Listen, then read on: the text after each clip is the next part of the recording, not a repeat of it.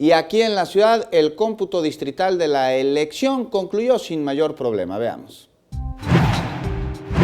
Concluyó el 100% de la captura de actas electorales provenientes de los 33 distritos que conforman la Ciudad de México tras la jornada del domingo pasado. Así fue destacado por el consejero presidente del Instituto Electoral Capitalino, Mario Velázquez Miranda, al dar por terminada la sesión permanente que se abrió a las 8 de la mañana del 1 de julio. Será mañana jueves cuando en las 16 cabeceras distritales ubicadas en cada delegación se otorguen las constancias de mayoría a los virtuales ganadores a alcaldes y diputados del nuevo Congreso Capitalino. Y para el sábado 7 de julio, en las instalaciones del Instituto Electoral Capitalino, será entregada la constancia de mayoría a la virtual ganadora a jefa de gobierno Claudia Sheinbaum Pardo, así como la asignación para el Congreso local de los diputados por la vía de representación proporcional. Aunque no termina ahí el proceso electoral en su totalidad.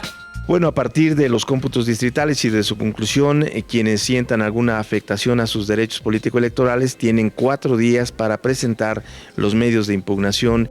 El proceso electoral 2018 concluirá tras la resolución de las impugnaciones, las cuales tienen como límite quedar resueltas antes de la toma de protesta de cada órgano de gobierno, es decir, para Congreso local antes de septiembre, para alcaldes antes de octubre y para jefatura de gobierno antes de diciembre. Con imágenes de Joel Arias, Enrique Muñiz, 21 Noticias.